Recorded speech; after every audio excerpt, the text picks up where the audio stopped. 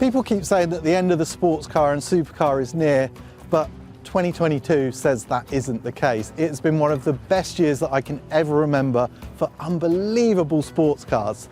And this is Evo Car of the Year, where we get the very best cars together for one purpose. We've got 4 or 5 days up here in beautiful Scotland, unbelievable roads, we've got hybrids, we've got screamers, we've got even a car that people can afford like me, a Toyota GR86, and we're going to find out which of them is the most thrilling, the most exciting, the car you want basically. Evo Car of the Year starts now, and we cannot wait to get stuck in.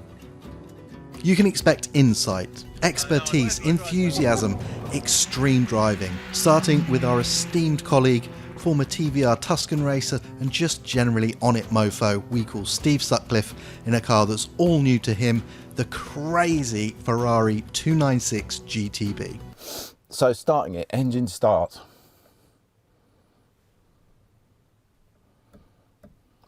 Hey. Like I said, much to look forward to, including an 819 horsepower Ferrari in full flight, probably, plus the McLaren Artura and Maserati MC20, the M4 CSL and Porsche Cayman GT4 RS, the glorious V10 powered Audi R8 rear-wheel drive Performance, Mercedes' latest AMG developed SL55, and thank the Lord, something very affordable in the shape of Toyota's GR86.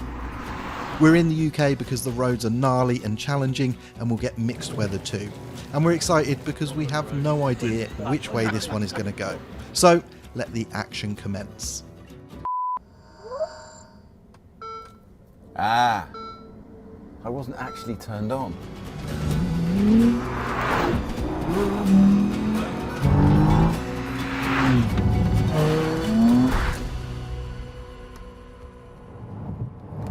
First drive of Evo Car of the Year, and already I'm starting to wonder if we should rename the event How the Hell Do You Beat a GT4 RS? I think we always knew this car was going to be one of the absolute favourites. Porsches do well at Evo Car of the Year. There are conspiracies about this, but basically it's because they prize all the same things we do: accuracy, adjustability, feedback, and when you add on a big dollop of motorsport cool like this car has, it sort of becomes irresistible, doesn't it? But there is no doubt this is not a foregone conclusion. We have some fantastic cars. Might be the most open car of the year I can remember. Jethro's not kidding here. It's the morning of day one and we have some very happy bunnies. You just get in the car and drive it and enjoy it. Drive this all day, every day. You never have a boring journey. Absolutely mega. The Ferrari's not bad either once you get it going. This is my own little voyage of discovery in it. I mean, these cars are really complex now. Quality damping. I don't even know what setting I'm in. I'm in ED manual. Second gear. Oh, right, okay. So as soon as I've touched the paddle, boom, the engine chimes up. Why is that? So I'm in sport. Nah, I don't really want sport. You never get any real juice in sport. I want race. So you've got race, and then you've got CT off. Apparently you only get the full 800 and whatever it is, 16 horsepower when you're in CT off. You only get about 780, 790 in sport. Just for the time being, I think I'll keep it in sport. Sorry, no, in race. Wow, it does ride really nicely, this car. It's firm, but there's a nice compliance to the damping. Okay, some cat's eyes there. You can hear them and you can feel them, but it's not kind of thudding through the frame like you might half expect it to. Steve is steeped in autocar tradition, so you have to give him a few minutes to talk about ride quality before the good stuff starts to flow. It's a disease with no known cure, afflicting all current and former autocar staff. Any second now. Okay, I've done 2 miles in the 296, and it totally blows me away in terms of its damping. It totally blows me away in terms of its performance. It sounds really nice. I wish it was a bit louder, but then that is making a nice noise. The brakes are just brilliant, absolutely brilliant. It feels really compact as well. It doesn't feel like a big, unwieldy, heavy, scary car. It just feels small. It feels bloody lovely, actually, I have to admit. The 296 really is a shockingly good thing, and although I tease him about ride quality, up on these roads that crisscross between England and Scotland, poise and composure over jagged surfaces is absolutely critical. And there's at least one car struggling to cope. As this is Steve's specialist subject, let's join him in the M4 CSL. It's just not cohesive, the M4 CSL. The suspension just never settles to a really comfortable point and kind of flows beautifully with the road. You know, we've done a lot of miles in this car now, and that moment just never really happens. That epiphany, that moment of clarity where you think, yeah, it's all worth it because this thing is just fabulous down this road. None of us has had that moment in this car. The good bits, the really good bits, are the brakes. They're phenomenal. Absolutely awesome brakes in the M4 CSL. The performance is mighty. It doesn't have that much more poke than the M4 competition, but from 5,000, well, 4,500 to 5 upwards, crikey, it goes like a train. It really does. Quantifiably faster than an M4 competition. Gearbox works pretty well, but it's not amazing. It's bettered by many of the gearboxes here. I'd say including the GR86's manual. I think if you'd never driven an M4 competition or an M3 competition and you got in this car, you'd think, crikey, it's enormous, because this thing is huge. It's got a sort of Mustang vibe to it, visually, which is not all good. I like a Mustang fine, but it just lacks a bit of decorum visually, and that's exactly the same dynamically. There's another problem for the CSL too. It's front-engined, rear drive, and people keep emerging from it with a very large grin. Oh, and it's £100,000 cheaper. The GR86 is unbelievably good, more on which later. You know, for the same price as the CSL, you can also get a largely hand-finished mid-engine supercar with an aluminium and carbon chassis and God's own V10 engine. People often don't get R8s, but then again, people buy Nissan Qashqais and therefore aren't to be trusted. Again, same price as the hotted up M4. So what does that money buy you? Well, primarily, it's access to this engine. This engine and gearbox are so good. I mean, so good. But there's something else too. The R8, it's a really hard thing to describe, but there's this poise about it. It's like just classy. Everything it does, there's this layer of polish, and that means it doesn't have the ability to give you maybe that like perfect 10, absolutely hair on fire drive, but every single drive is like a 9. It retains this sense of absolute polish, whatever it's doing. It doesn't have the steering feel of the best cars here. I think that's one area where you can definitely say it doesn't compete with the rest, but it knows what it is. Look, even now, like, you go for it, it's not boring, it's doing all the right stuff, but it keeps its own, even when you're jumping it and getting stuck into it, there's this sense of control and polish and, I don't know, just poise, and just such a lovely car, so trustworthy. And the engine is just joy. It doesn't have that bang snap that the hybrids have. You have to work for it a little bit, but that just makes it all the better when you do get there.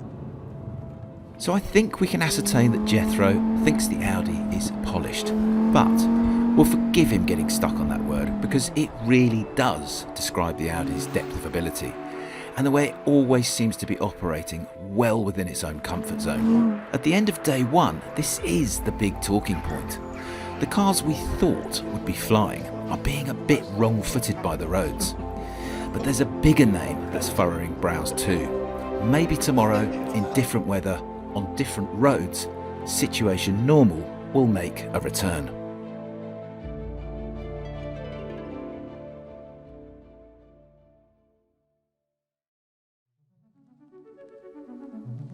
Today, the roads are much smoother, although still a real challenge. They really are the perfect stage for the big boys. Ferrari versus McLaren versus Maserati. I guess the latter hasn't really been a big player of late, but the MC20 is something very special. Understated yet angry, bursting with character and deeply compelling. From the chaos of Maserati's past, they've managed to pick little pieces of magic and mould them into one unforgettable supercar. This drives as well as, if not better, in some respects than the Ferrari. It's certainly got more character to it. I mean, just listen to it. It's just wonderful. And it looks, well, it just looks gorgeous, I think. A very simple design, but it's very evocative when you see it parked up. And when you're in it, it's just a lovely place to be in. It's just, yeah. You just want to drive it all day. Criticisms, brake pedal has a lot of travel, and then even when it does sort of harden up, you still have to really put some pressure on it to slow it down. But there's not much human change. It's a lovely thing. For me, I really like the Artura. But this and that car are so close. This is just mega. Absolutely mega Maserati. What took you so long?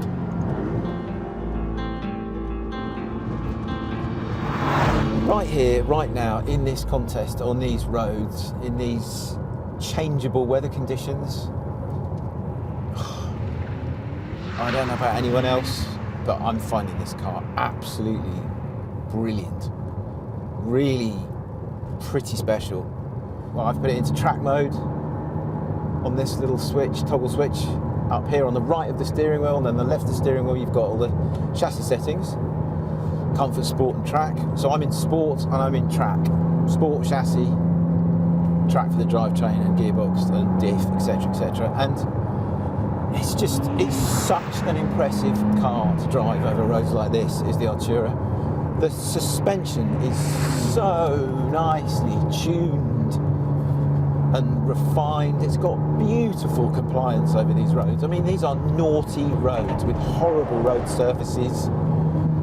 Drive the GT4 RS over this road and it is bouncing around all over the place. The steering is kind of wanting to wrench itself out of your hands sometimes. It's not a wrestling match, it's just it's a bit of a nightmare, the GT4 RS. Then you get in this and everything is just calm and smooth and fluid and composed, and it's absolutely extraordinary by comparison just how much better the Artura deals with roads like this. Does that mean it's dull or boring or kind of predictable? Absolutely not, because all you need to do is just use the right pedal a bit. Stops on a sixpence, this car. There's so much feel through the brake pedal as well. That's one thing that McLaren were really super keen not to do, was to have regenerative braking in the Artura, and I am so glad they didn't. Because if it means you get this much feel through the brake pedal, yes please, give me that every time.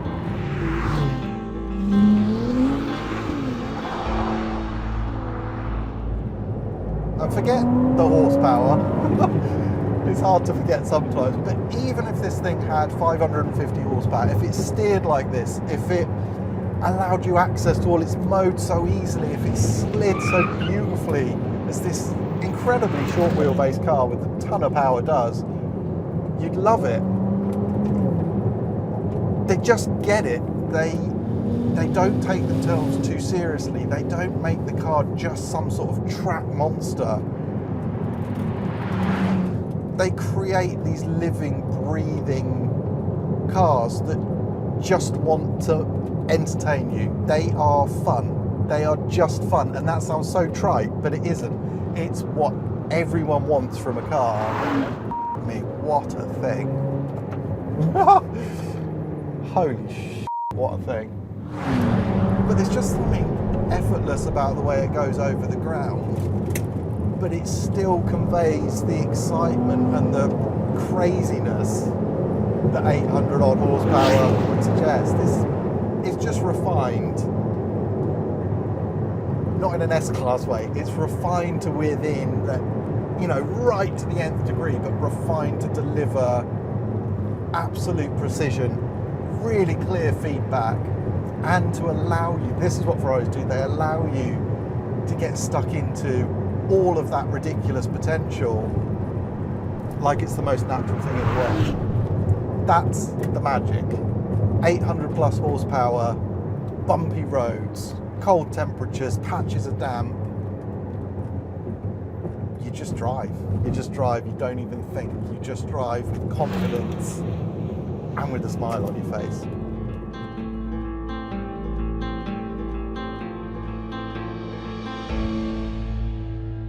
The big subplot this year has been the mid-engine supercars, and the Artura is the lightest of them all. It has the best steering. I think it's probably got the best damping. It gives you more confidence in any condition than the Maserati or the Ferrari. It should just be winning that test easily, but somehow it's not. It's just got a few little issues, and it comes down to the intangible things almost, character basically.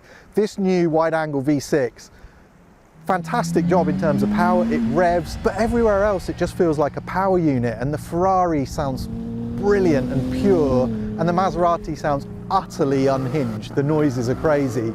That's the whole car. The Maserati is unhinged, it's a lunatic. The Ferrari is so, it channels the old cars so well with the noises it creates, and it's so ridiculously quick. This car, it feels like the first step on a rung. It feels like it's part of a range, which the Maserati and the Ferrari don't. There will be, I'm sure, an Artura Longtail, and it will be brilliant because this car has all the ingredients, but at the moment just doesn't have the character, just not quite there, and I think that might be its downfall. We'll see what the other judges think, but at the moment the McLaren, we all love and respect what it does, but none of us quite have the want factor. What a world, eh? Weighing up the relative merits of three supercars that are worth a combined 800 grand. Such is the way with E-Coty. But look, remember, this thing is always about driving thrills, pure and simple. And one car is being unanimously adored this year. It costs only a tenth of the supercars and has a mere 231 bhp, but it knows how to use every single one of them and asks that you know how to use them too. Big theme of this year has been all the driver modes in all the cars. They take so long to work out and find your perfect preferences for each car, but the Toyota takes it to another level because it has this thing, I think they call it a manual gearbox. So check this. Down here I've got another pedal, third pedal. It's called a choke, clutch. It's called a clutch. This, cut this out. I have to waggle this around. First is up here, down for second, and then you just, it's in a like H pattern. It's crazy, but the funny thing is, it takes a little while to get used to, but then it feels really, really natural. Apparently these gearboxes are lighter than the normal gearboxes we're used to, and it's really odd, but you feel more involved with the car too. So yeah, we should encourage more of these things. Weird, third pedal, but yeah, I really, really like it. What genius idea. What are they going to think of next? Hold on. So we're in the GR86, which is far and away the underdog, if you like, of this year's Car of the Year. It's hard to believe, but I think there's probably about £100,000 between this and the next most expensive car, which is an indication of the kind of level that Car of the Year this year is pitched at, but it's such a big step on from the GT86. I'm blown away by how much better the car is in pretty much every respect. The engine has much more torque, much more appetite for revs. It's just a more exciting, more engaging engine to use. The gear shift, again, the previous car could be really quite awkward and a bit of a sticky shift. And this car, it's a sweet, just a lovely gearbox to use. It doesn't require you drive it ridiculously quick. And when you feel like you're driving it fast and you're putting some energy into your driving, you look down and you're still not going stupidly fast. And it's such a relief almost that you can enjoy a car without it being ballistic speeds that you're doing. Highlights of this car, I think it's just the general uplift in every major aspect of the car over its predecessor. The concept of the GT86 was always brilliant. It was exactly the car we thought we wanted, but it never quite hit the spot. This time, they've absolutely nailed it. It's dealing with all these roads quite brilliantly, to a point that because it's got that much more performance from this bigger flat 4 engine, quite a bit more performance where you want it. The original GT86 was always a bit lacking in the torque department, and you kind of had to thrash it within an inch of its life to get it to go anywhere, and it never really felt fast. It felt sort of pleasantly brisk. This thing actually feels quite quick now.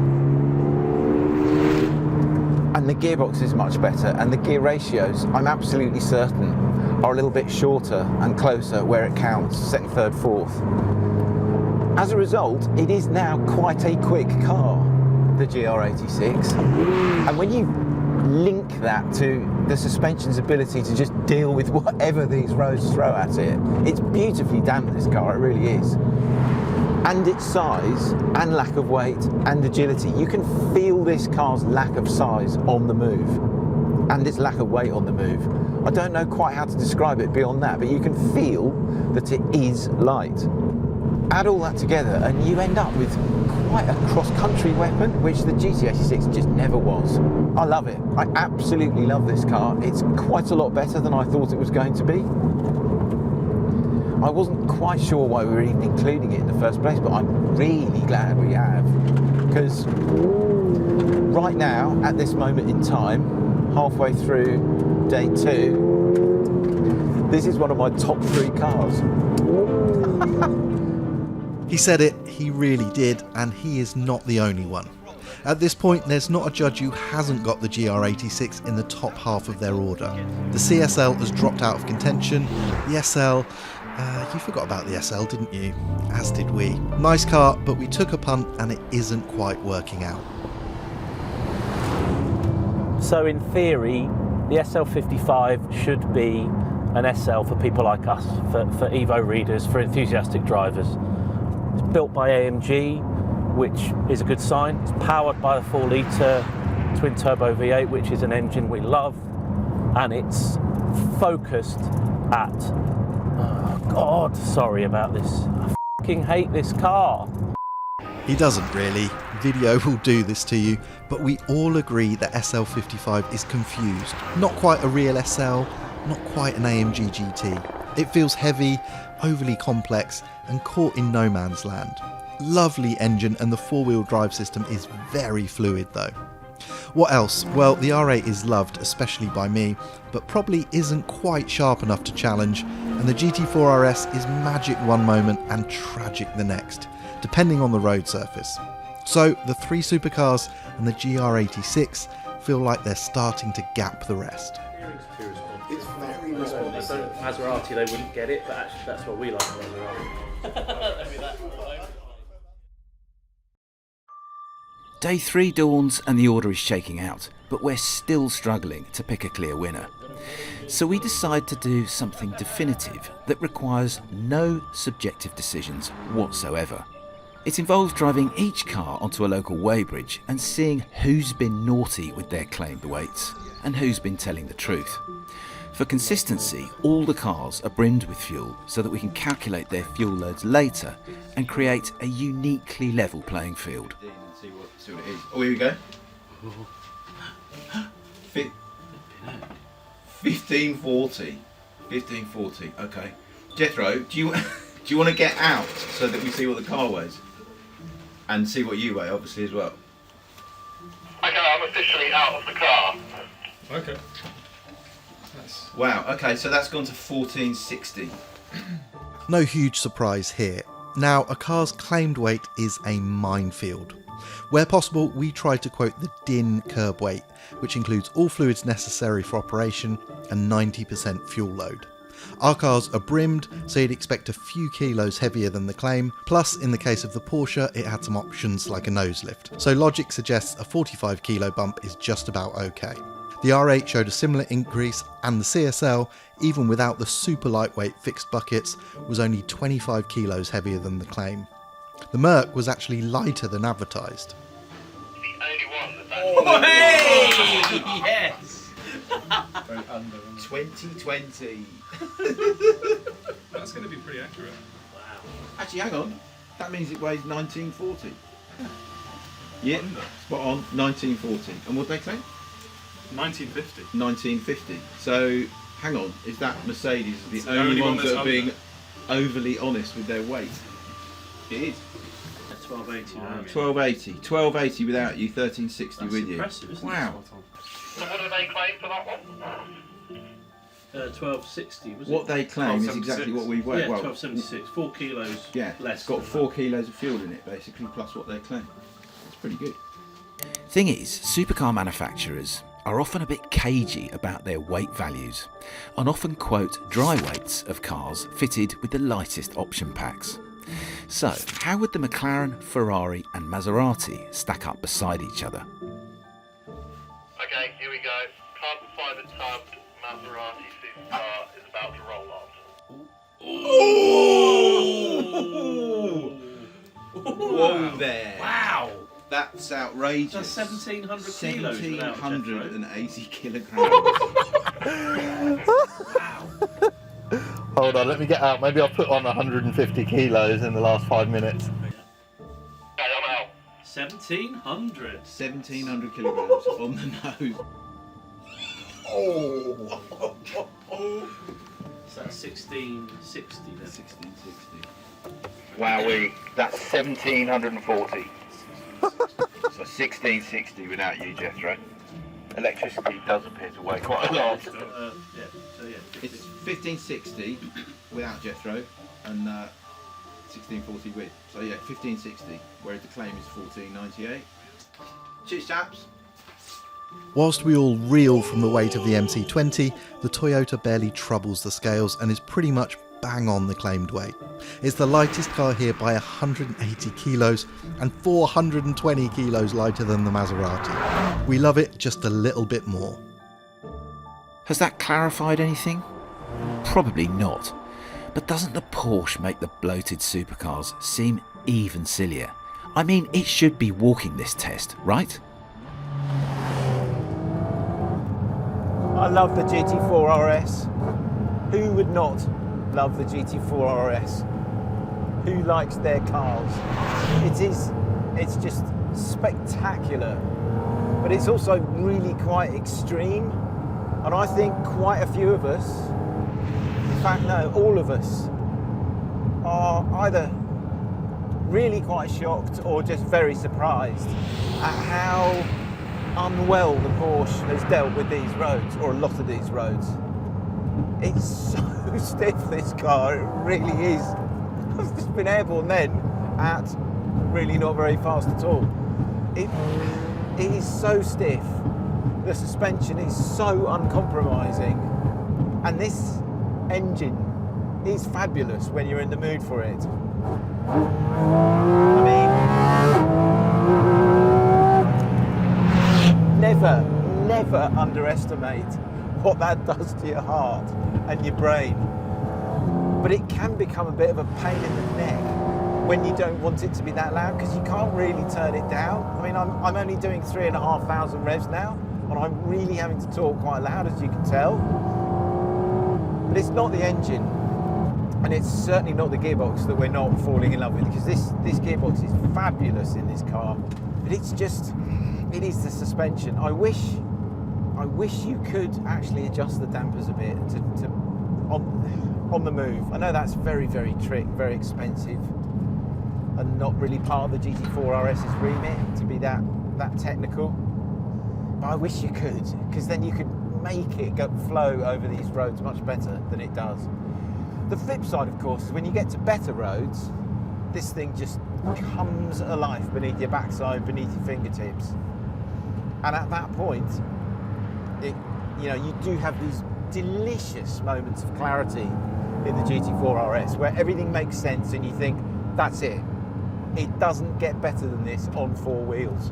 But when it's bad, the GT4 RS is really quite bad. It's taken a while for the GT4 RS to drop from contention completely, but it's a conclusion that's inescapable. On the right road, it really is something special, but RS models of old made every road the right road. On track, it would shine, but all of these are road cars and all will be driven and enjoyed mostly in the wild, where dodgy cambers and yumps and unpredictable surfaces are the norm, not the exception. At the end of day 3, we know for sure that the Porsche can't win. It'll be Ferrari, Maserati, McLaren, or yes, the Toyota GR86. So whatever we jumped out on, we jumped into that, and everyone still loved it. There is one imposter in this test. You don't mind scores, do you? Yes, please. So. They're tired, aren't they? We're gonna have to drive them all tomorrow. Same time tomorrow night.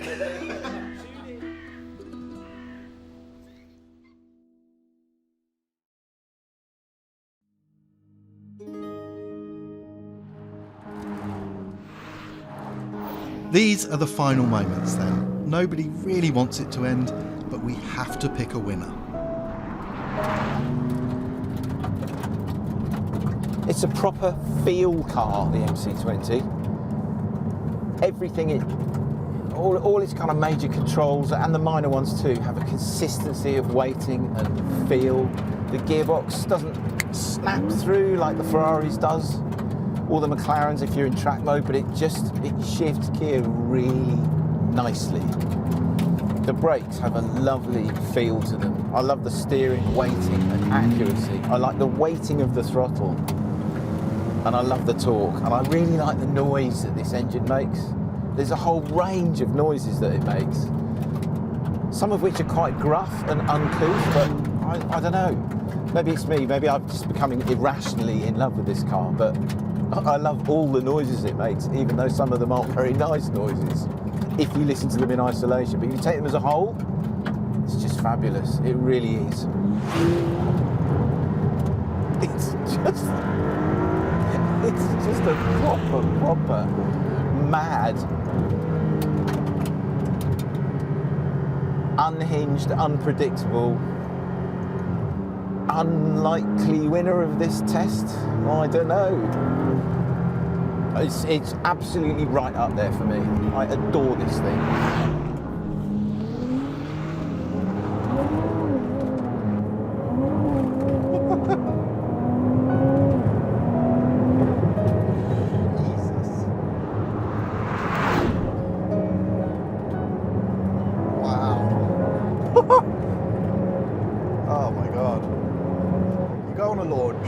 They will spend hours, literally hours, explaining all the things they've done to make this car, whatever car it is, the way it is. So there are technical presentations that you need many mechanical engineering and electronic engineering degrees to understand. There's stuff about the hardware, the software, the tuning, how it all fits together. But then you get in the car and all the complication that you've read about, all the complexity, all the unbelievable computing power is completely and utterly invisible. And the car that you've just heard about in such serious and earnest terms is a party. That's what Ferrari make. They make a party on four wheels. These things are so much fun. The McLaren continues to blow our minds. The chassis is so composed. The steering is heavier than before and belies the hybrid system's added weight, yes, but it's also full of feedback, and the new E-Diff makes the car predictable and just beautifully adjustable. If only the engine was a little bit more of a firecracker. There are no weak areas in the GR86's dynamic makeup. The engine is sweet and sharp, the gearbox is accurate and mechanical, and the star turn is damping that seems to have been tuned by McLaren with the most delicious balance too. It refuses to be dropped by any car here, and it refuses to bow out of the fight for the winner's spot. So the sun is setting on Evo Car of the Year, and we've got our podium positions, but as we couldn't actually make our mind, we got 4 in our podium positions because the 296 GTB and the Artura tied perfectly on points, both fabulous supercars, and a little bit of encouragement that the hybrid future is pretty bright. You just got to do it right. The hero of the test, undoubtedly the Toyota GR86. We love this car. I don't think we'd change a thing. It's pretty much perfection. But this week is all about the Maserati MC20. It is an F40 in a world of mundane cars. It's a modern turbocharged car that sounds like a Group C nutter. It's just brilliant. And most of all, it's a Maserati. And in these sanitized times, turns out that is a very, very appealing thing indeed. This is it, Car of the Year, and we love it.